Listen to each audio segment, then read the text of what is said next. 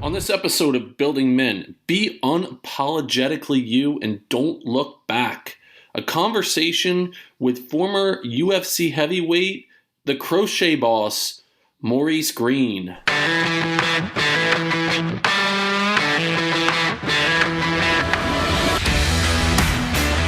Welcome to the Building Men podcast. I'm your host, Dennis Meralda. When was the last time you focused on self-care and the holistic health of your body? GM Revolution is a men's skincare line with a mission to introduce men to proper skin health. GM Revolution offers 5 skincare products that act as one to give men exactly what their skin needs. Whether you struggle with acne or you're looking to prevent fine lines, GM Revolution works hard to strengthen your body's largest organ, the skin, to fight as your body's first line of defense against your environment. Using code BUILDINGMEN, one word, you can save 15% on all of GM Revolution's products and start seeing the physical and mental benefits of skin care. GM Revolution encourages you to be the revolution in your own life. Now, back to the Building Men podcast. Welcome to the Building Men podcast. My name is Dennis Meralda. Building Men is geared toward helping you become the strongest version of yourself mentally, spiritually, emotionally, and physically. I'm thrilled today to be joined by none other than the Crochet Boss, Mr. Maurice Greene. Maurice, welcome to the Building Men podcast, my man. Thank you for being here. Thanks for having me. How you doing this morning? Oh, can't complain. You're ready to go. You got the coffee. I can almost smell it through the computer. The coffee coming. You know, I got my yarn, and keep my hands busy while we're doing this, right? Absolutely. Why not multitask? Kill 2 birds with one stone. So you're just a fascinating man, in my opinion. You are this, physically intimidating figure. You're 6'7", 240, 235, something like that? Yeah. All right. And a former UFC fighter, MMA, and you're also an avid crocheter. So start kind of walking us through your journey from, maybe start wherever you want in your background, maybe in school, how you started in school and how it led you from there to where you are in front of me now. Is this, we talked about it before as we were getting to know each other, kind of like the Black Wolverine in front of me here, where you could kick some ass and crochet at the same time. Man, in school, I was just a normal kid, man. Used to get bullied in school, actually. I had a big brother. I have a big brother and a big sister. My big sister, her name is Debo. I know Debo passed away, but we still got Debo. My sister's like 5'10", bro. She's whooping all dudes that I know of. She used to help me out in school. And then my brother played D1 ball, but I thought I was going to play like basketball or football or do something like my brother, but then I grew 6 inches in summer of my sophomore year, so all of my athletics for high school were dead. I had a lot of growing pains. Yeah. So when I got out of school, which I always had a rough, kind of a tough time in school, it's not that I didn't know, it's just like the retention of some of the like books, and I'd have to read it over and over and over and over again to retain it. And when I got out of school, I blew up to about 330 pounds, and I couldn't find clothes I wanted. I used to buy a lot of sneakers. So I started a clothing line with a business partner, Johnny Bravado. Rest in peace, Johnny Bravado. They told him he wouldn't live past, I think he said 21. He ended up getting his bachelor's at Columbia in Chicago. Wow. And running a clothing line. We split as business partners right before I started MMA, but he ran this clothing line until he passed away. It's called MB Decor. But I started doing something. I wanted to do something different for the line. So I saw this girl I used to work with at this company in Palatine, Illinois. She came in with a scarf. I said, "Who made that?" She said, "My mom made it." She goes, "But she taught me how to make it, and she had knitting needles." I said, "I want to learn." So we went to Joann's on lunch. I think they were like this big knitting needles, big ones. Yeah. And I got some Lion Brand thick and quick yarn, and I made my first scarf, and I would knit. So at that time I would take the Metro train in Illinois from Palatine to Chicago, then from Chicago back to Waukegan because I didn't have a car, right? I made dumb decisions, got a DUI, lost my, you know what I mean? But I still had to go to work. I was going to lose my job, and it was a good job. So I commuted like 6-7 hours sometimes for an 8-hour day, but it gave me something to do. And I would knit. Well, I started selling my stuff on the trade. Started selling it. You know, the people walk by and they would just be taken back. And after I met my fiance, that's when she was like, babe, why don't you learn how to crochet? It's faster. So I got on YouTube, and here we are 15 years later, still crocheting. The dopest shit known to man. So there's so much there, Maurice. I'll start with, the coffee looks great, by the way. Hey, you see? Yeah, man, I'm definitely, I'm feeling the, mind if I drink some coffee on here? Do whatever you want to do. Listen, this is your world. I'm just living in it right now. Oh, you're so nice. Does it say Jackson up there for you too? It does say Jackson, yeah. So it's because my son uses this. It's your son's thing, right? So you have a couple kids. How many kids do you have? I got 2. 2 kids, okay. And yeah. I mean, just them seeing you and the journey that you've been on. One of the things that I'm so fascinated with is people that have gone through a challenging spot in their life that they're looking around and they don't know what their next move is going to be. And they're kind of in this low spot right now. And but then they figure out a way to, to persevere, to get through it. That's what my message is about, is how do we trying to learn as much as I can from all these different men that have been through something challenging and are able to pick themselves up. So I'll start with you mentioned you went through a situation when you were in school and you were bullied. Yep. We definitely have that in common. And we both share someone in common, Shira Blumenthal. And Shira is the founder of Hat Not Hate, which is an anti-bullying organization. You are one of the people that she's interviewed, and you've gone along on that journey. And I work with Shira as an educational director for Hat Not Hate. So we definitely have that in common, where I was bullied when I was a 6th grade student. Yep. And it was something at the time I remember thinking, what's wrong with me? What did I do wrong that these kids are tormenting me and picking on me? And it kind of changed how I showed up for a long time in my life. So take me back to that point in your life. How old were you when you were bullied? High school, freshman year, because I was still short. I was still fat. I was round. Yeah, I was short and I was round. But it's funny because they only bullied me when my brother wasn't around. You know what I mean? And there's really nothing I could do about it. Like, I didn't fight. I didn't have to fight growing up. That's why it's pretty ironic that I do mixed martial arts now. Yeah. Because if you talk to my buddies, I'm in Chicago. So I'm from upstate New York. This all happened upstate New York. Then my parents divorced. I moved to Illinois, where my dad did his basic training and retired at Great Lakes from the military. So my dad's like, retired military. He worked for the railroad union for like 20-some years. The man works his ass off. I said, Dad, I'm not lying. I'm not afraid to do that, but I'm not trying to do that. You've been working hard for like 43 years, bro. Right. And there's nothing wrong with that. You're going to get 2 retirements, but God damn. I mean, he works in the railroad, and then he was a CB. He was a construction worker in the Navy. But what was I saying? I do this a lot. That's all right. Yeah, just you said you were bullied as a freshman in high school. So that experience. I didn't know how to fight. I was scared of the confrontation. That's why if you go back and look at my high school sports, like football didn't work well for me because that collision, it scared me. And then I moved to Chicago and I met some of my best friends now. But back then, they're Chicago boys. It's a whole different thing when you move from the country. I grew up on 28 acres of land on a hobby farm in upstate New York. I was one of 11 minorities in my high school. And then I moved to Chicago, left all my doors open, left my keys in my car, when nobody come to steal. And if they was going to steal it, somebody's going to see them. That's how small the town was. So that experience in high school, you're going through bullying, and you mentioned if your brother was around, nobody fucked with you. Yeah, or your brother, or Debo was around. But when your brother wasn't around, did you feel like there was someone else? Did the school let you down? Is my thought. Were you let down? No, okay. I can't. I can honestly say my high school, Broad Auburn, Perth, they are probably one of the best. Miss Blowers at the time, rest in peace, Miss Blowers passed away, but Miss Blowers was the best principal. We had Coach Ziskin. He was one of my brother's football coaches. He was the vice principal.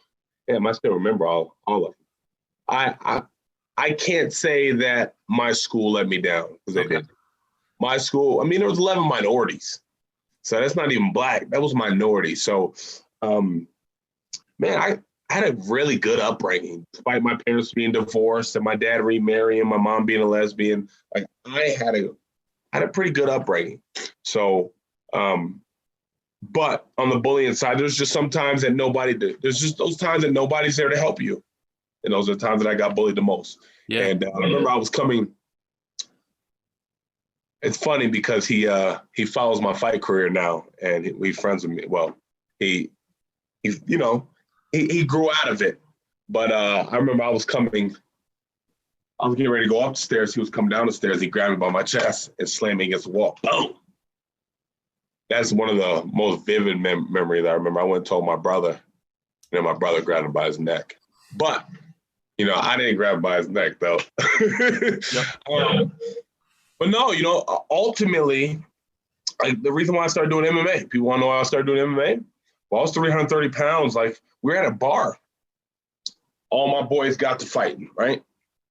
I don't fight. I went and I hid. I was hiding. Now, mind you, I was the biggest one they ran with. 6'7", 330 pounds. I was hiding. My boy's like, Mo, remember when I ran over there and just, I'm like, nah. He's like, why? I said, bro, you want me to tell you where I was? I was hiding, bro. He goes, never. He goes, Maurice, you were never really a big fighter, So the fact that I told my buddies, I was like, yo, I'm about to take a fight in 30 days. That's how MMA came about. So I'm going to take a fight in 30 days.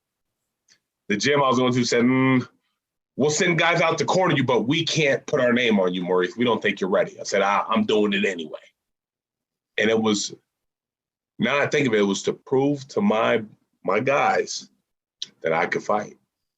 And I still couldn't fight. Now I can fight my ass off. But everybody I fight, they can fight too. So it makes it a little different. Yeah. But man, MMA is more of a, MMA, mixed martial arts as a whole, and I encourage all kids, parents, adults, jiu-jitsu and kickboxing. It gave me confidence, man. It gave me confidence. Like, I tell my son this all the time, He's like, Dad, I don't want to fight. I said, son, you don't have to learn how to fight. But what I need you to learn is I've been there, I've done it. When things get heated, you get scared, okay? You get scared. Trust me, Daddy gets scared too. The only difference is I'm able to put that down. Like, all right, I may have to put the dust busters on. What's cracking? Back in the day, I wouldn't do that. And I'm just trying to tell him, like, son, it's gonna build your confidence knowing if somebody comes at you, hey, I could disable him. Everybody wants to punch. No, I'm just gonna kick you in the face. I don't even gotta touch you. You'd be very far from me. Or I could just, like, little things like that builds your confidence. So I stopped looking to feel like I had to get validation from my buddies, and it was more so like, like now, man, I move how I move, and I'm aware, I lived in Chicago for 8-9 years. I'm very aware of my surroundings. But man, now it's lovely. Before there was always tension. I don't got tension. MMA builds a certain sense of confidence. If you come from where I come from, as far as being bullied, some of those guys, they were born and bred fighters. This is what they do.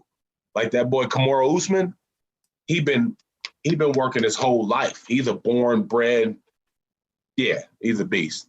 But he's UFC welterweight champion right now.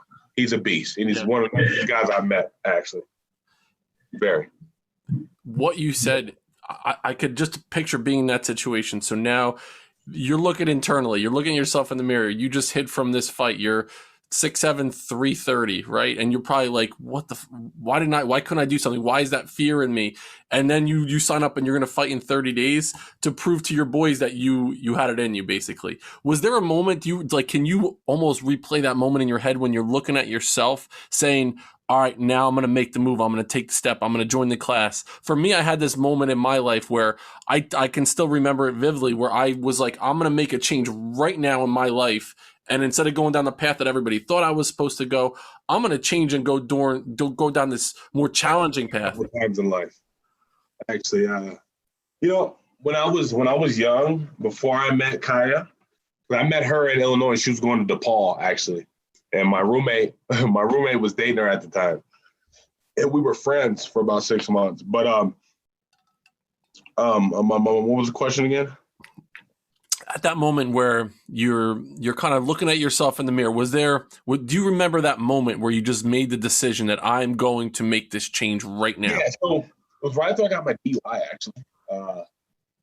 I moved about 30 minutes outside of where I was living at. Because when I was young, I was like, you live one life. I mean, I did every drug under the sun. I partied till the wee hours in the morning.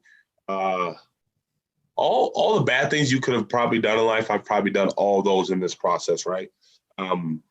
But I took myself away from that environment. I didn't have a car, so I couldn't get back there. And it was only 25, 30 minutes, right? But none of your boys want to come pick you up every time, right? Right.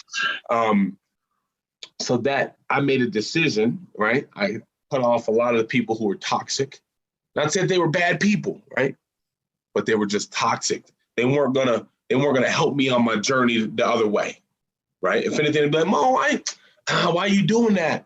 And at the time, I had a friend, Will Brooks, and he went on to be a Bellator champ, and he'd shadow box, and I'm like, dude, why you always shadow boxing? Grab a beer. And then when I started fighting, I realized, because I started shadow boxing just like that, and it becomes an obsession. And in that process of me taking that first fight, man, I cut a lot of people out. And it's not even cut a lot of people out. They didn't know no difference. Right.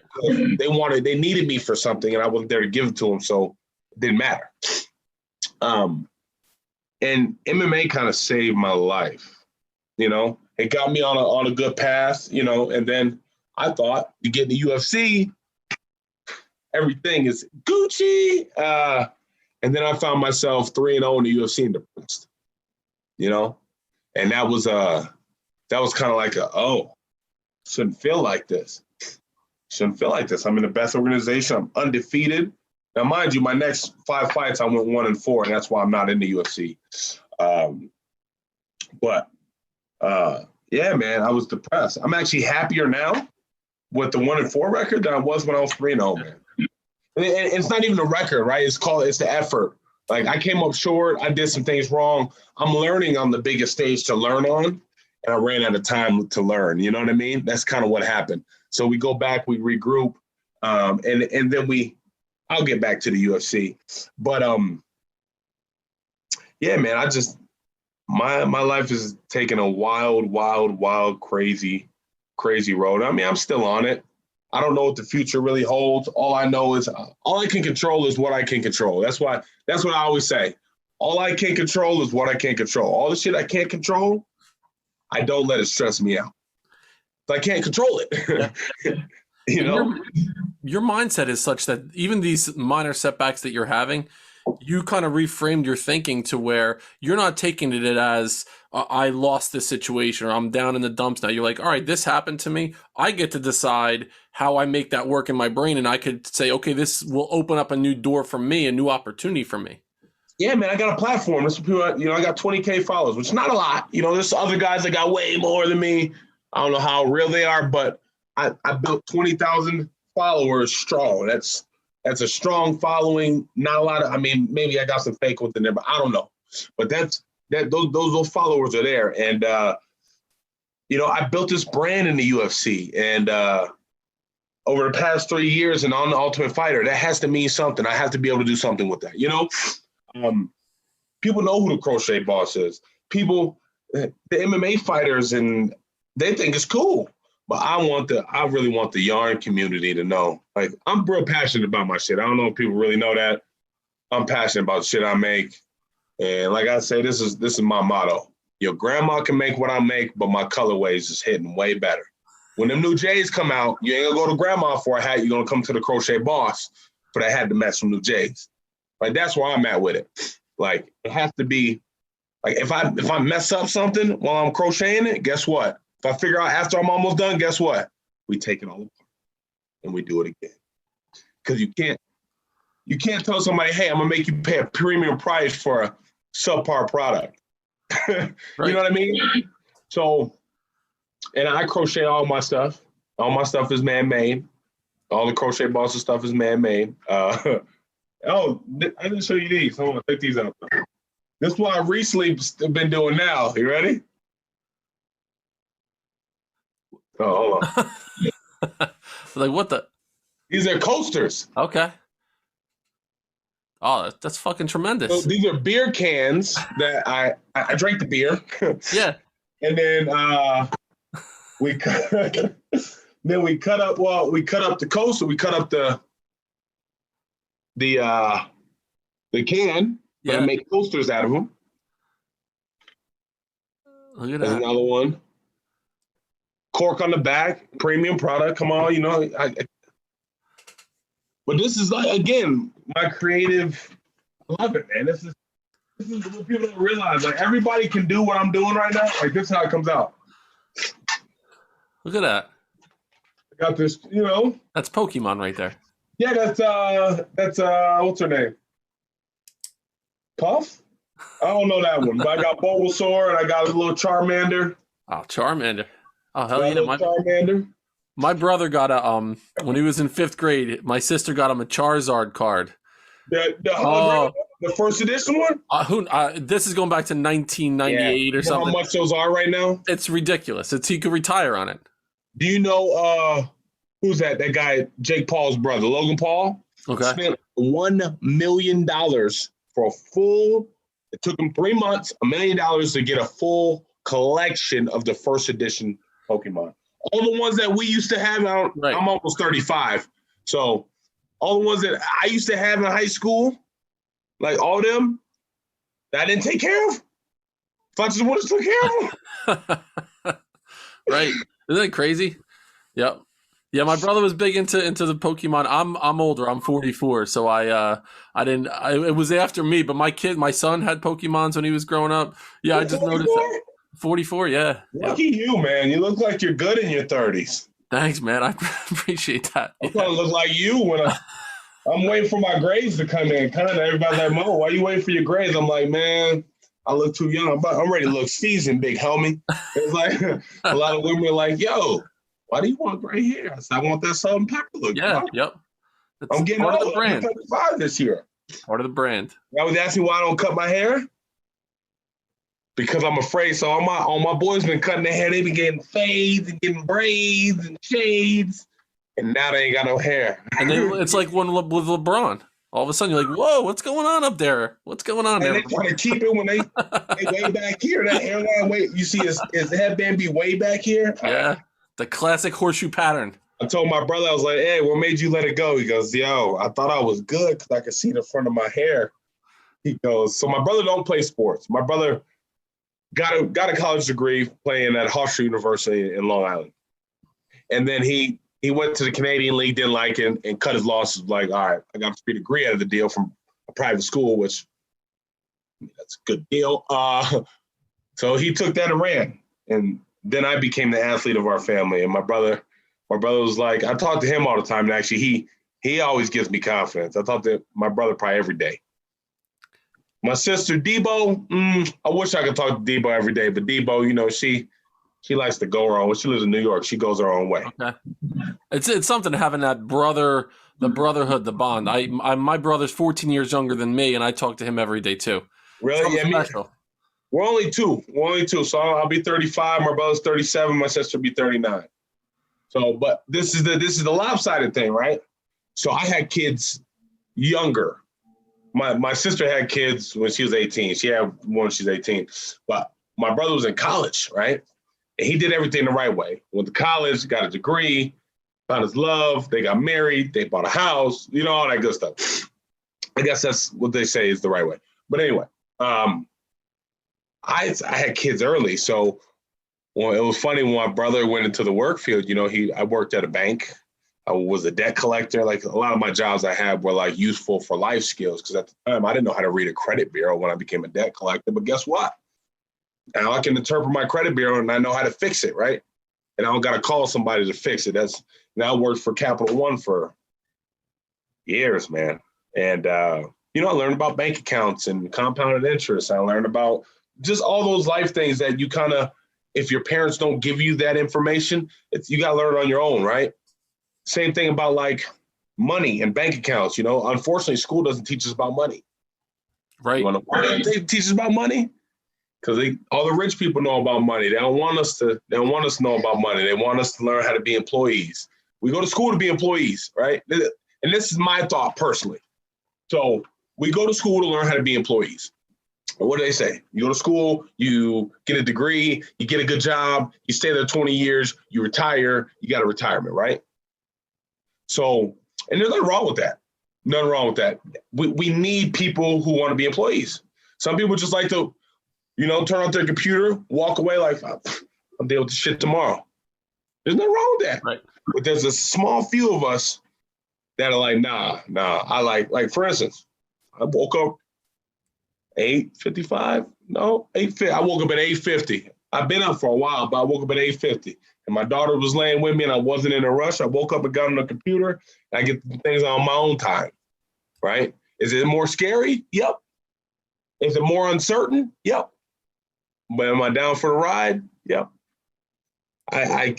Yeah, man, I'm happier. I'm happier. And actually my happiness means more than any amount of money I could have, actually. And I never realized that. I was like, man, F all that. Yeah, all that money don't buy happiness. Well, you gotta have to give me the money. I gotta see for myself. I'll try it out first. I'll let you know. You gotta give me the money. I just gotta see for myself. Yeah. And for the longest, man, I thought money would buy the happiness, and it doesn't. It just doesn't. You gotta choose to be happy. You gotta figure out what makes you happy and figure out what makes you tick, and you gotta go for it. I always told myself that I don't want to be one of those guys that looks back like, man, if I just would have took that leap, man, who knows what I could have been doing? I just never wanted to be that guy. And even if I fail and fall flat on my face, I'll go get a job. All them jobs will always be there. They ain't going nowhere. And what you're doing is you're showing your kids the importance of family, and you're showing your kids the importance of believing in yourself, betting on yourself, and taking that risk. So what an important life lesson that you don't learn in school. You were just mentioning things that you learn in school. You don't learn that shit in school. Nope.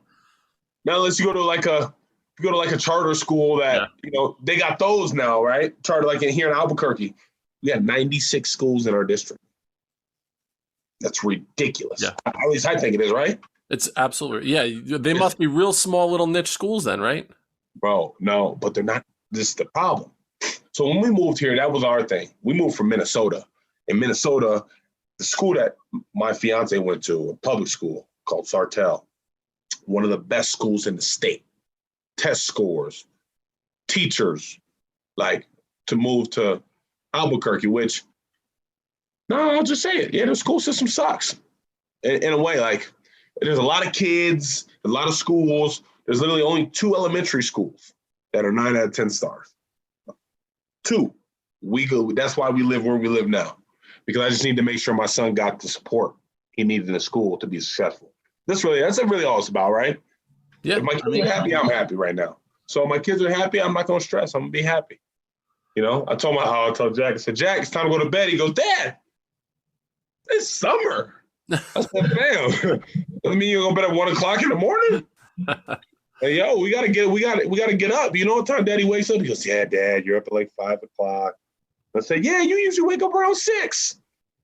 See, so I don't know, man. I just can't preach enough. Everybody has to find it themselves, though. I mean, it's easy to say like money won't buy happiness, but when you don't have much of it and you're trying to build it, you don't want to hear none of that shit. I didn't either. And so the other thing that I think about Maurice, happiness, but it'll help. Yeah, it does, right? Yeah, but you know what the difference is? We do different things as a family now. Hey, we got a pool right out here. We'll go and barbecue at the pool and spend 4 or 5 hours at the pool. Be happy. Come back in, Or I'll go mountain biking. We live at the base of the mountain up here. So I'll go hop on the trails and go mountain biking with my son. You couldn't do that in Minnesota. Right. Yeah, man, just trying to show him like, yo, you can do whatever you want to do, son. Okay. You can do whatever you want to do. Whatever you want to put your mind to. Like, you want me to be honest with you? I don't think we're going to have to work with him. I think school's going to be very tough for my son. Now, my daughter, she seems like she's just like a mom. She's sharp. Olive sharp, like mommy. Jack is like me. It's like he thinks outside the box. So, he was watching for hours. He watched the robotics joints and the dudes making the robots. And you know what I mean? He watched the robotics. He's like, Dad, you think we can make one? I'm like, yeah. I don't know how, but I'll try. You can make it out of beer can coasters. I could make it out of beer cans. It could look pretty cool, actually. Absolutely. No, I think my son's gonna get I think he's gonna do something different. I don't think he'll be your traditional. I think he's smart in his own way, like his dad, like me. Like if you put me in school, I'll be iffy. But if you let me be a free thinker and you let me do me and you let me move how I move, you might think I'm smart. And think about it this way: kids that do typically well in school, that have higher, maybe their test scores are a little bit higher, they get really good grades. They're kind of, it's in that cog in the machine where they're going to go and be good, really good employees one day, maybe. Some of the greatest thinkers and, most successful people are the ones that have to struggle a little bit and have to understand how they think and maybe have to think outside the box a little bit too. And that helps them understand how they learn and how they can best serve the world. So maybe your son is in that capacity. Maybe he has that going for him. I don't know. My goal is I've always said this, and my buddy Billa told me, Bill is the guy. Nobody knows who Bill is, but if you ever watch him walk out for any of my fights, Bill is the only other black guy in my corner because the other two guys are white. He's my best friend. He's my best friend. He's the one who keeps me grounded fight week. When I start doing stupid, he's like, Mo, where you going, bro? Lay down. Lay down. He keeps it real with me. Yeah. Regardless of all the lights, the camera, the this, the that, people running up like, the Crochet Boss. He'll look at me like, yo, nah, bro. That's bullshit. Nah, let's go. To this day, and I can only be forever grateful that we have that relationship where it's not like, how a lot of guys they change and the people around them change. He'll tell me all the time, bro, I'm not gonna, he goes, you're a grown man. He goes, I'll leave you right here. I will, because you don't want to listen. And that's my homie. That's the one who keeps me grounded. He's been on this journey with me from day one. He walked away from the same job I did to start a painting company, which that's what he does now. He's been doing that for years. He's like, I just can't work for anybody else anymore. I can't do it. He goes, I'm going crazy, Maurice. So now he paints on his own leisure. Actually, he called me this morning about sleep. But yeah, he was heading to a job this morning, got 2 big jobs. So, we feed off each other. Like this Lion Brand, working with Lion Brand, and as much as we have been, man, we've been talking about this stuff for years. Like, it's like the pinnacle of what I would do. Like, I want to inspire like those boys that sit at home and nobody knows and they're ashamed. Like, yo, you're just crocheting. Be proud of it. Like, do I got a hat over here? Do I got a hat, Maurice? Where is my hat at? Okay, no. I know I got some hats over here. This is like my area. Oh, here they are. So, like, for instance, man, I don't care what anybody says about me and crocheting. Yo, look at this. And you made that. Oh, yeah. Oh, I'll get out. Ain't no half stepping on the crocheting. I do this. This is probably the closest to a solid color hat you'll get from me. I don't make solid colors. I don't do it on purpose. That's the closest to a solid color hat you'll ever get from me. And these are my, here's another one. We use it. use two different. This is all line brand thick and quick. This is why I use this yarn, man. It just comes out so nice. And these are my headbands. They go like that. Yeah. It's kind of like the turban style headband where it tapers off the head here and crosses. I actually learned how to make this on a flight back after Glory Kickboxing from Denver. I was saw it. I just saw an idea of it. I was like, all right, I can make that because I don't read patterns. So, in most patterns, it deals with like smaller yarn, right? So I have to adjust every pattern I ever look at, right? So I just start crocheting, and over time, I figure out the best way to do it. So now I figured out the best way to do this. I make 2 cuts, and because, you know, the least amount of cuts, the stronger it is over time, right? So I made 2 cuts of my yarn. That's it, just right in here. But besides that, yeah, this is what my headbands look like. I make only a couple pieces, man, but I want to get into making some. I want to do bathing suits. I want to figure out a way to make dope bathing suits with some cotton yarn. But I just don't know if it's going to be too heavy. And then I don't know. I've never made one, and all women are different shapes and sizes. Yeah. And it's really, really hard to find common ground there. So that's what's been stopping me so far. But I'm trying to figure out, you ain't going to wear this with your bathing suit. Right. Especially in New Mexico. Oh, wait. Oh, no. You can wear these in New Mexico. Right. Okay. Guess what? It snows up here.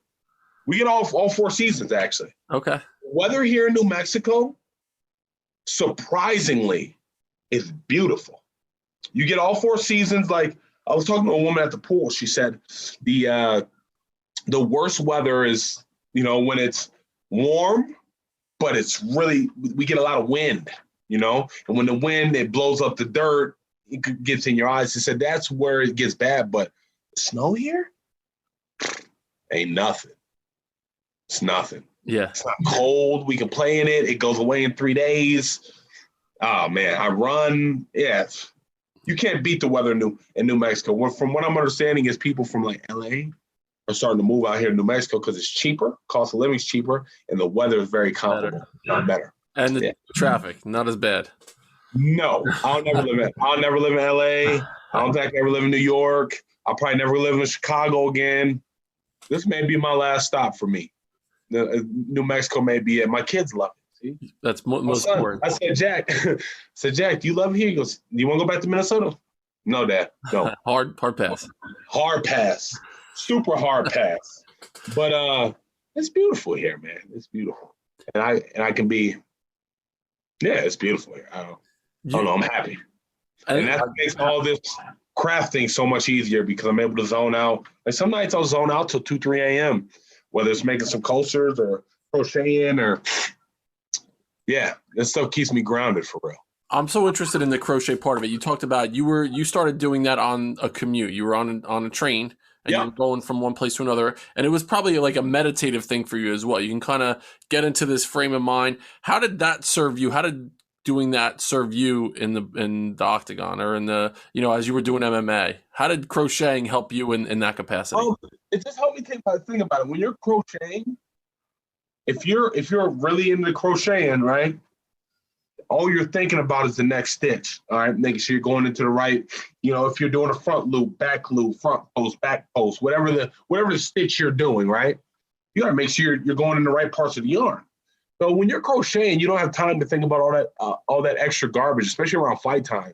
You know, I can't tell you how many times I went through my head and psyched myself out before the fight. The Greg Hardy fight, psyched myself out. Oh, he's stronger than me. Psyched myself out before the fight. The times that I crochet, when you crochet, you can't think about anything else but crochet it. So all that stress that I would normally have and those butterflies, I'm just crocheting. So that's why I would do it, actually. And I do it before every fight.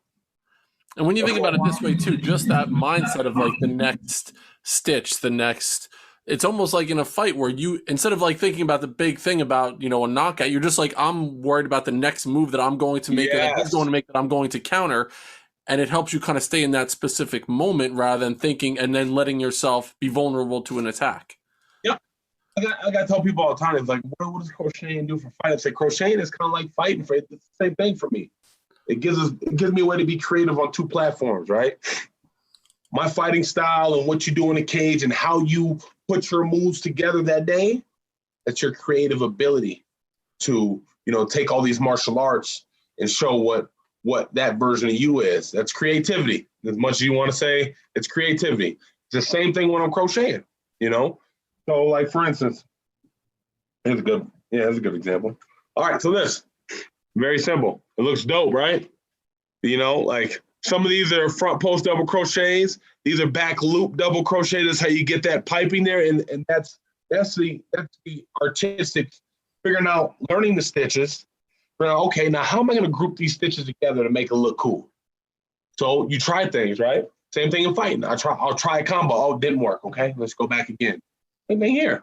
It didn't work. I'll go back and do it again until you find, you see the piping, you find something that works. And everyone is different. There's no fight that's the same. Like there's no hat that's the same. So that's what everybody always asks me about crocheting. Like, why? Because it gives me the ability to be creative. I think of crocheting like I think of fighting, right? As my combos that I put together, my color combos, and are the same thing as the combos I put together with these in my knees and my feet. You know what I mean? But they both help me in different ways. You know, crochet helps me calm, focus, and MMA is my confidence, for real. When you're preparing for a fight, how much? So talk to me a little bit about your training routine. So you have a fight coming up in 2 months. Yep. How do you kind of work yourself to get ready from that point until the minute you step in? Well, I try to stay in good shape at all times. I eat clean, and it's become a lifestyle because I was 330. So it's not like I start eating clean when I get into right. My fiance, she probably cooks probably just as good as a gourmet chef. I'm not gonna lie to you. She watched like every Master Chef, Top Chef, all of them. Watch all of them. She'd be surprised. So I've been eating very good. Actually, I'm in the best shape at almost 35 that I've ever been in my whole life. And a lot of that is because of what she's cooked and what I put in my body in addition to. So, oh, damn, I forgot the question. Just your routine, your training routine to get ready. Man, it's figuring out what the game plan is. Once I figure out what the game plan is, we work the game plan. And as far as training, man, I'll fight tomorrow. Like, that's where I'm at with it. Like, I'll fight somebody tomorrow. If I got a call and they say, you got to fight this tough guy tomorrow, and the money's right, I'll go fight that tough guy tomorrow. I've been training 10 plus years for any opportunity. So my cardio's in order. But back in the day, I used to have to like go into a training camp. Now I do go into a training camp because I got to work on my wrestling. There's things I got to work on. But the biggest thing is getting the guys in shape to go 3 or 5 rounds, go 15 or 25 minutes. And it's not a problem for me. My problem is getting up off my back. But the training regimen, you're talking about probably 4 or 5 days a week. I'm about a couple hours a day. Now, I may be in the gym 2 hours, 3 hours, but then, I lift on my own, I run on my own, I mountain bike on my own, which I don't count a lot of those hours. It's hard. I don't count a lot of those hours because I just take it as me keeping my body healthy, like heart disease, and there's been a lot of alcoholism in my family, and, just little shit like that where it's like, all right, I got to change the cycle. Most of my grandparents, and they've died in their 60s, man. Didn't even make it to 70. Yeah. So like I was telling my dad, he's on the path to be healthy as well. He's like, yeah, Maurice, I'll change that cycle. My dad would be 50, no, 60. Yeah, maybe 60 this year. And I want to be around for my kids when my children are, in their 40s, and I got grandchildren. I'm not trying to be still running around with them. So it's really important, especially with all these things that run in my family, like diabetes and all that stuff. It's just important for me to make sure I'm as healthy as possible so I can be the best version of me for my grandchildren one day. You know what I mean? Oh, absolutely. It took me a while to get there. I wanted to be a single dad. I told my fiance I wanted to be a single dad. I don't know why I ever said some shit like that. Oh boy, I would have been in for a rude awakening. So when you think about you mentioned your upbringing between New York, upstate New York, and Chicago. You said your parents split, but you still had a good relationship. Can you pick out a couple maybe life lessons that you learned from your mom and from your dad, or maybe your stepmom? Like how life lessons that you learned that you're like, you know what, I want to make sure my kids learn these same lessons that I learned from my parents. Man, there's a bunch. My stepmom's a whole different. I call her mom, but my stepmom's a whole different story. She's from Singapore, but she's my steps. I got two stepsisters. They're my sisters. Like I've known them since I was like 10 years old. Yeah, I'm 35. So, my mom just made a lot of sacrifices for us. My mom told us, wherever we start high school at, I want to give you the option to finish there, because those are the years where you're going to meet your friends that hopefully you have until you're an adult. And luckily for me, I got two friends who've been flying everywhere since I was an amateur to come watch me fight. Talk to them all the time. My most dearest friends, known for over 20 years, which not a lot of people can say that these days. right. Back in the day, it was normal to have friends from high school. Now people are lucky if they meet good friends in college. It seems like. So my mom always told us, and I told Jack this. I said, "Listen, wherever you start high school at, buddy, we're gonna stay. I'm not gonna move you around when you're in high school, right? I may not move him around after he's in middle school, but I just think it's important that he stay in one place for those years, because those are the years that are going to get him ready to kind of like go to college or do whatever he wants to do. And I just want to make sure I'm there to support whatever he wants to do. You know what I mean? And I want to make sure he has the knowledge to take it to the next level. Some of the knowledge that I didn't have, not to say that my parents didn't have that knowledge. My parents didn't know. Right. Time, right? My parents gave us everything they could with what they had. My dad was in the military, my grandfather, his dad was in the military. My uncles and my dad's brothers and sisters, a lot of them were in the military. So that was their path. Like, you want to get out of Canandaigua, go to the military. That was my dad's path. So my dad did it because he didn't see how he was going to, So, and then I look at my stepmom, man. My stepmom was a learning curve. See, I'm a daddy's boy. So after 7th grade, I went to go live with my dad. So my brother and sister stayed with my mom and in Broad Albin. And I went to Illinois to live with my pops because I'm a stone cold daddy's boy. My dad used to try to sneak out the house. I remember in California when we lived on a Navy base. And he tried to sneak out with his golf clubs. He's walking out, and I hear the door close. Open. Dad, where you going? I'm going golfing, Maurice. You want to come with me? Yep. We'll get all my stuff on, run downstairs. All I did was ride on the cart, but shoot, I was with my dad. I wasn't tripping, So that's another thing, like my relationship with my dad. Like when I get up, my dad has to be to work at 6 a.m. He's on the road at 5 o'clock in the morning every morning to work, right? It takes him about an hour to get into work. And 5, that's about 4 o'clock my time. So if I'm up, I'll talk to my dad for an hour every morning, just because I'm a daddy's boy. Yeah. We talk about all types of stuff. And you know what? I think that's really important for young men to be able to, I can tell my dad anything, right? And I try to tell my son this too. I say, Jackson, I just want to let you know something. I know some of the things that daddy's going to do you ain't going to like, but my job is to be your parent first, okay? I said, my job is to be your parent. Make sure you have all the tools so when you get out of high school and you start being an adult, which you're still going to be with me, but I get to let the rope go a little bit, I said, you can make the right decisions. Some things I'm not going to be able to help you with. You're going to have to figure that out yourself. That's called learning it the hard way. Daddy did I did all things the hard way. I didn't listen to my dad, but my dad still supported me in those hard times. Like, I'll put it like this. He gave me enough rope to where I almost drowned, and he pulled me right back up. Right before I was about to he pulled me up. Like, all right, All right, so you're gonna do it my way now. This is how we're gonna do it. You know what I mean? So I just want to give that to my son. You know, be able to do that. But he's a mommy's boy. Though. He loves his mama. Boy loves his mama. You know who I get stuck with? My daughter. That's yeah. Well, I love them both unconditionally. Right. But you know how, like some kids they gravitate towards one parent. It happens. My kids know this. They know I love them. But my daughter gets over on me more than my son. And my kids are big too. So my son's 9. He's 5'2", 120. That's a big boy. It's a big boy. And my daughter's, I mean, she comes up, she's the length of my legs. So whatever my legs are, she's the length of my legs at 5. She's 5.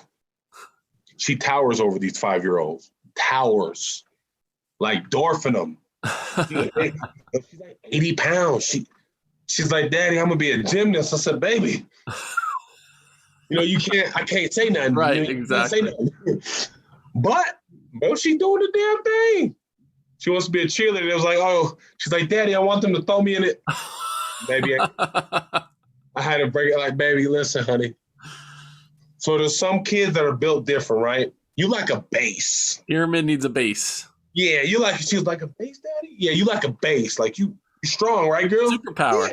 She goes, yeah, Daddy, I'm strong. Yeah. So you got to catch her. She goes, Mom, I want him to throw me. I'm like, well, my kids are solid. Yeah. But it's rewarding, man. I went through my trials and tribulations as a parent and making the wrong decisions to the right decisions to the in-between decisions. And I'm not going to sit here and fake like I was a perfect parent on the outside. No, I have my trials and tribulations too, which I think the fact that I share this type of thing makes people know that I'm human. Absolutely. I'm human. Like I go through the same shit you guys go through. Yep. And I just don't try to hide the shit. It just is what it is. If you get mad at me, well, don't listen to it. Exactly. That's on them. Yeah, I'll tell you what. I'm making them now, though, right? Yep. It's never too late, right? Absolutely. I'll tell you what, the lesson that your father taught you, that really resonated with me, giving you enough rope where you knew you were going to make mistakes and he was going to be there to pull you up. As a principal, I know there were so many times where I would tell parents, you got to let them go through the shit.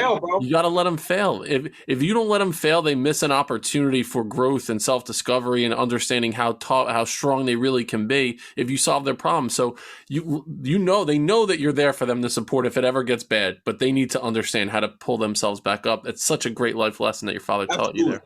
Absolutely. And man, I did stupid shit. I bought a house when I was 18. I was like, Dad, I'm buying this house. I'm going to flip it. He goes, Maurice, don't do that. I said, Dad, I know what I'm doing. He goes, all right. that was it. Yeah. That was it. He left it at that.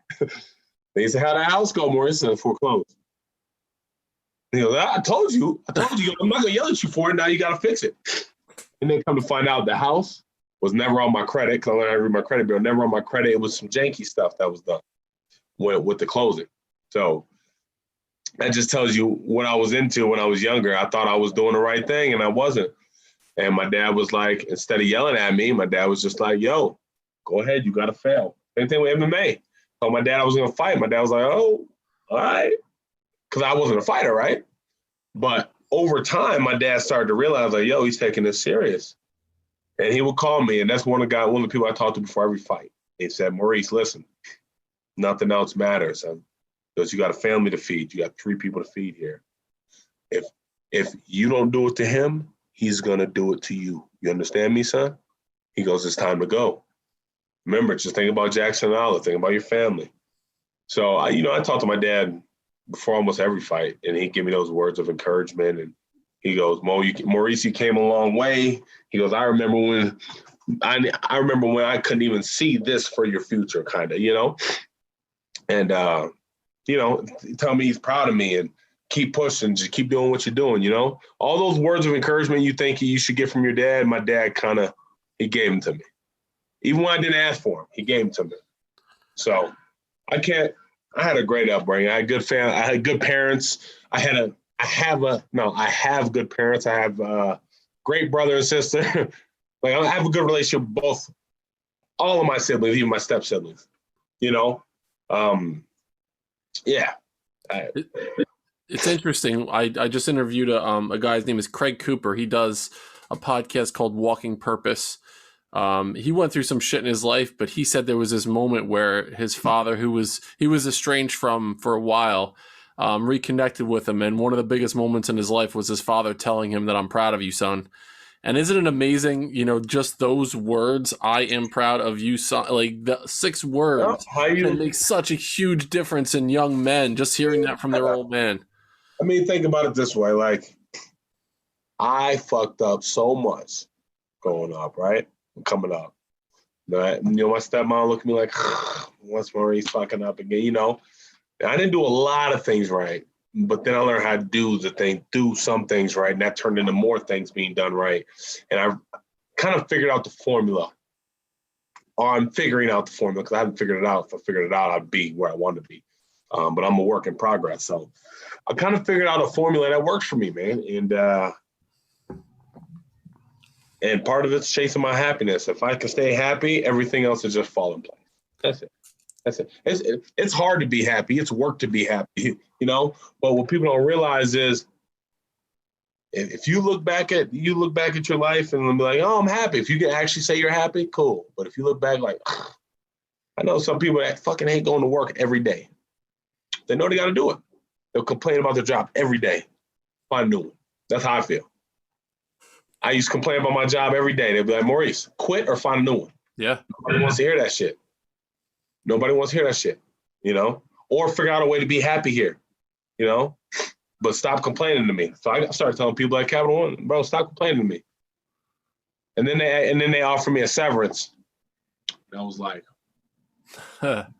yeah, that's what happened, man. They offered me a severance. They eliminated my position. And I didn't make the cut to get going to management, thank goodness.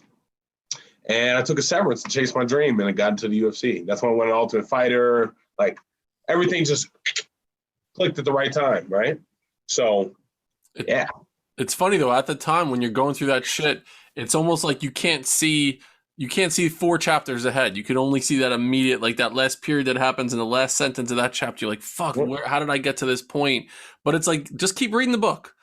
Go to the next page. It's going to get better. You're going to find that spot. So, Maurice, the last question I would ask you then is, you just talked about chasing happiness as one of the things. That's what you're about right now. So if you're, say 50, 60 years from now, you're looking back and you say, from that time I was 35, with UFC, where, I just lost that last fight in UFC, to now, how does your journey go? Tell me the story of your next 60 years where you can look back and say, man, I did this. I inspired these people. Honestly, for me, this is what I would like to do. I'd like to build up my personal brand as a crochet boss. Maybe do some more things with kids and crocheting and just being creative and bringing that part out in a lot of people who want to be creative and inspire people to do things that I do, like do what you love. And in the meantime, take all this and go right back to the UFC and do something great. And then retire and, keep crocheting, or I don't know.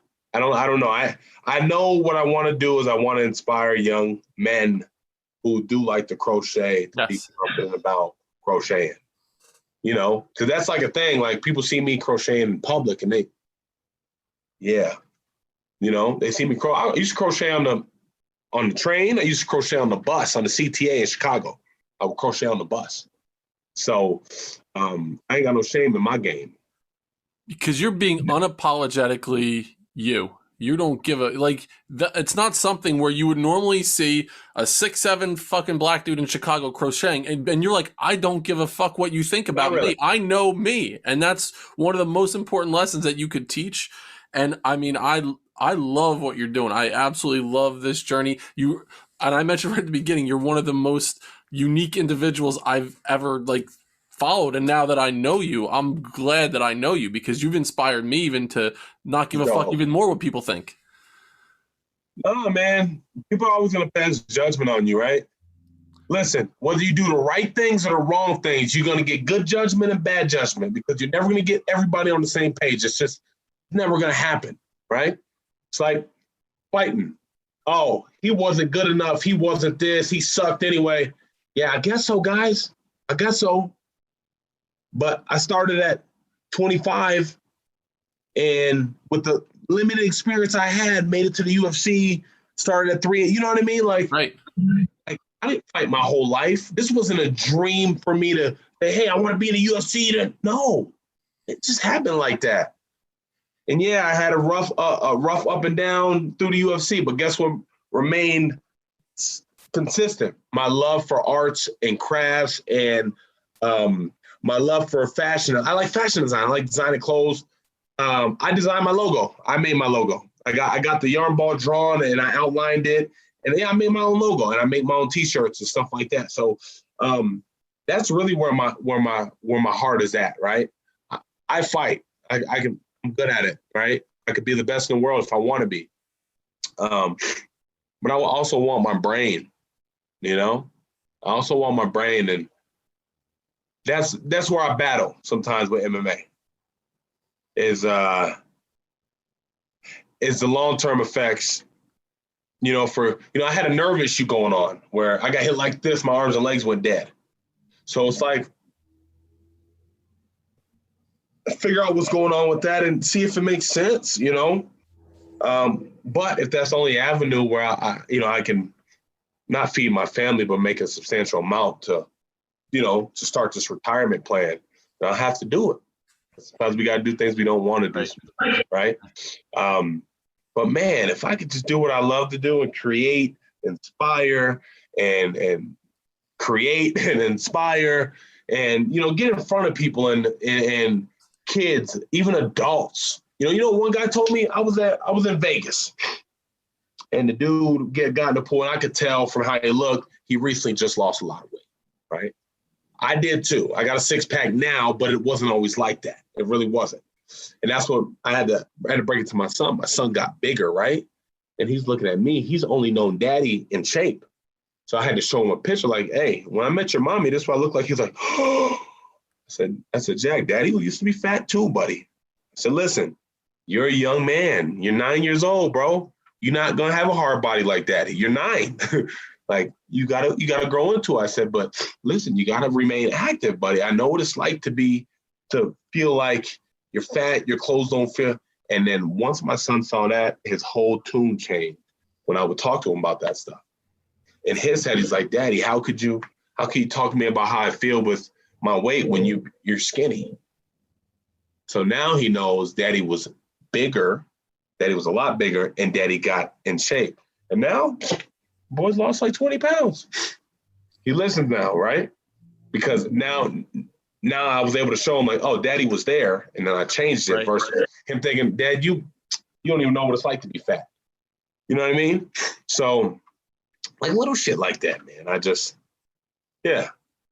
know what my future holds, but hopefully it gives me time in front of crowds and audiences, and just to try to tell them no matter how bad the life is, right? No matter all the bull. I mean, I went through some shit. I did crack cocaine for 6 months. I don't know why. I have no clue why. But I was younger. I woke up one day like, what the fuck are you doing? And just stopped. You know what I mean? Yeah. And I was like, oh, you only live one life. Yeah. But nowadays, man, it's just, I live for a different purpose now. So that's what makes all this easy, man. And it makes all this fun, which is the reason why we've been talking for like an hour and 15 minutes. Yeah, I know. And I appreciate you taking the time this morning. Hopefully you got another cup of coffee or two in you before you get We're going good, on man. today. We're good. I can talk. See, this is my thing. I can talk about this stuff I went through a lot in my life. A lot of it is self-inflicted, right? Right. I'm going to be honest with you. I had a good upbringing, had good parents. We had everything we needed, most of the things we wanted, right? So, we had everything we needed, most of the things we wanted. All this bullshit that I'm going through is all self-inflicted because I didn't want to listen to my parents and learn the easy way. But guess what? I am the person who I am because I took that road, and I have all these stories from when my son and my daughter get older. We can have a real conversation with them like, yo, Daddy done been through it. Let me tell you, right now I'm telling them about people, how how nasty people can be sometimes, you know, and how you can't trust everybody, you know. And unfortunately, Jack, I know you want to be nice to everybody, but some people just don't want to be nice to you, you know, and there's nothing you can do about that, but you can't get upset about that because my son's real emotional. So it really hurts his heart. He's a Cancer. I'm a Cancer too. I'm able to disguise it more now because of fighting, you know. But I cry on TV too. I don't know if you saw my interview. I broke down crying, boy. Yeah, I saw that, and I saw the She Show interview. Oh, I broke down crying in there too. Yeah, man, because it makes you feel like you don't realize I came a long way. So to talk about it sometimes, it's like, even right now, even now. But to talk about it is like, okay, we're on our way, you know? Yeah. I could have been in jail. I could have easily been in jail. I could have been dead, you know? A lot of things, man. I remember I got left in Mexico, in Rosarito, Mexico, and I hopped a ride with some Sureños and hoping they'd bring me back to the United States, and they brought me right back where I needed to go. Walked back into where we were staying. Everybody who I was with in Mexico, they were already in there chilling. They're like, Maurice, why are you mad? Yo, you left me in Mexico. I can't speak Spanish. So, I mean, there's like moments like that where I think like, man, you made it out of jam, Maurice. Don't ever do that again, you know? And those are the stories that I want to tell my kids. Why? Because I just want them to know, like, yo, daddy done been through some shit. You gotta listen to daddy and try to go the right way or find your way, or you can learn the hard way, you know? I'll give you the rope. You know? And sometimes I can't, I tell Jack, I said, yo, some shit, I just can't save you. So you got to be careful in the shit you get into. I can't save you. I think about it this way, Maurice. I think about 3 things that I definitely learned from you today is one, I mean, that idea of vulnerability. One, just kind of the shit that you've shared about being vulnerable and kind of putting yourself out there in a way that you're normalizing that it's okay. It's okay to go through some shit and understand that you're going to need to reach out and ask for help. Also, the idea of like understanding, you know, the role that you're playing in helping people understand. You don't have to fit into a box. You don't have to fit into this whatever society is prescribing that you're going to do.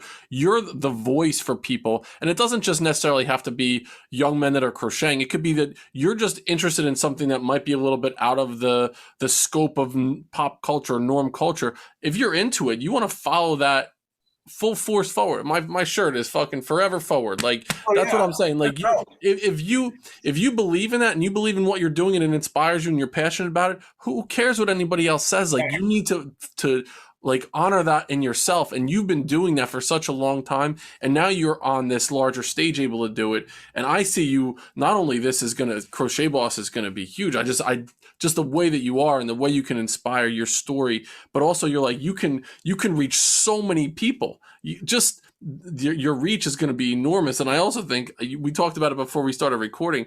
I see you up on the screen somewhere. You just have this charismatic way about you that you're gonna. Everything that happened, it happened exactly the way it was supposed to happen for you. Everything happens for a reason. I believe in that. Everything happens for a reason. Like everybody's like, "Oh, you got cut from UFC. What are you gonna do?"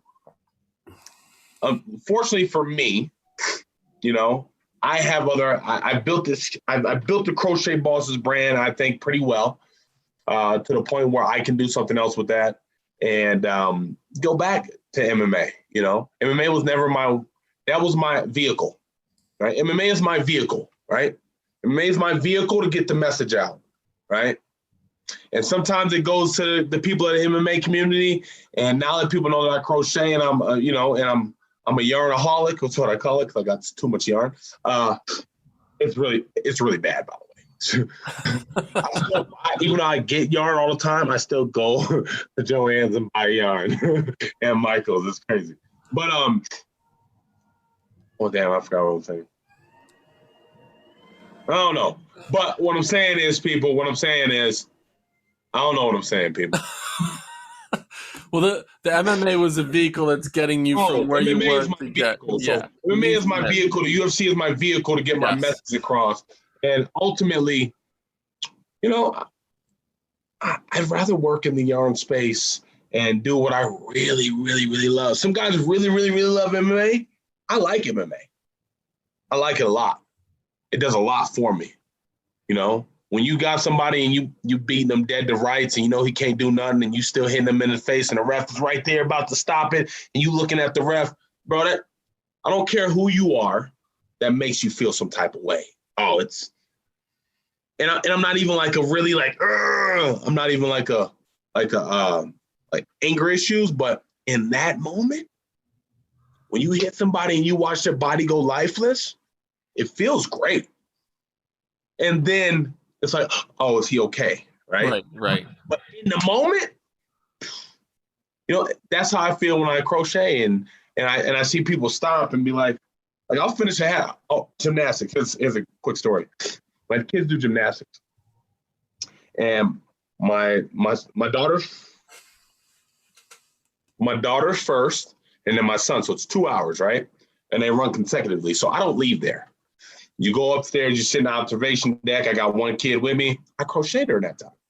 This is what I made. This is the one I made during gymnastics. I made that, and I made half of a headband. The woman sitting behind me goes, "Excuse me, did you just make that?" So is that what you started when you sat down? I said, yes. She goes, oh my God, your colorways it reminds me of the ocean is what she said. She said, it reminds her of the ocean. Yeah. When you hear people, that's what makes me happy. When I hear people say they're just taken back by the craftsmanship of the hats, that makes me feel like, all right, they know they're getting a premium product and that's all that matters. You know, when they touch it, they feel it. Like you can see it looks great.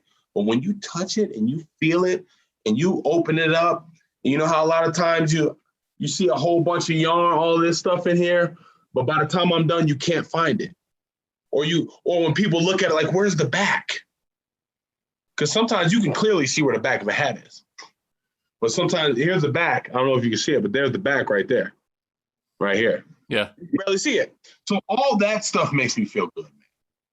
Like when people actually see the quality and the love that I put into the piece, that type of shit makes me feel probably better than them buying it, really. Because some of this stuff is hard to part with, as crazy as it may sound. Like your baby, you're making something. Like, as crazy as it may sound, but man, I always say I'm trying to make the world warmer one head at a time. That's it. One head at a time. We'll put that in the tagline when I promote this. So Maurice, tell everybody to listen to Building Men podcast. Where can they find you? How do they get in touch with you? Hey, thank you guys so much for listening to my long rant today. Hopefully you got something out of it. I love doing it. You can find me on Instagram, Twitter, at the Crochet Boss. Very simple. On Facebook too, at the Crochet Boss fan page. Just Google the Crochet Boss. I'll come right up. I promise you. Awesome. So next time you're out, if you're out on the East Coast in the New Jersey area, we'll hit up the Lion Brand outlet store. No, I still want to go out there. Which means my mom lives in New York. My mom lives in Amsterdam. Okay. That's where my sister lives, in Amsterdam. Yeah. So I remember at the time, my brother, I don't know if you ever heard of Josh Beekman. No. He played for Amsterdam. Then he went to play for Boston College and the Bears. Yeah. My brother and Josh Beekman were the two top prospects out of that area. I used to work at the Saratoga race course. You ever heard of that? Yeah, I have. I used to work overnights there when I was in high school, making buku money. I mean, at the time, making like $17.50 an hour. In high school, that was good money, that's baby. Ridiculous. Yeah, in high school, that's right? Big.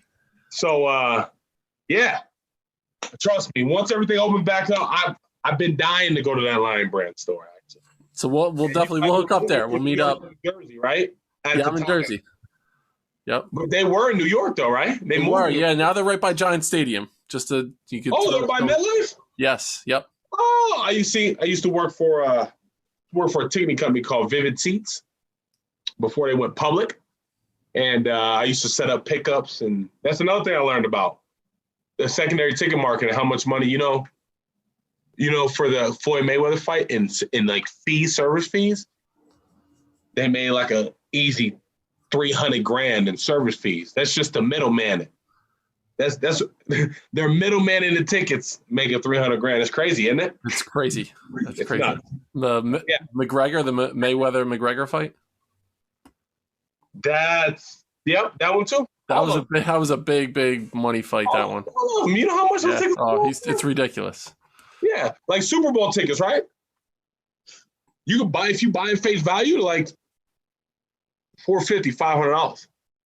But you can't because they're already purchased by these ticketing companies, right?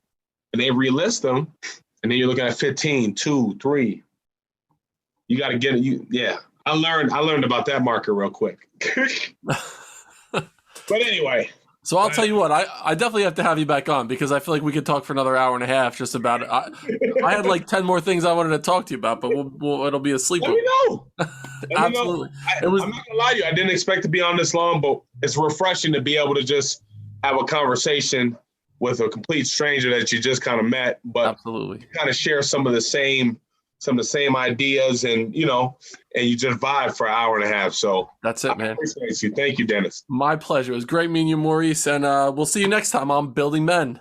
Absolutely. You have a wonderful day.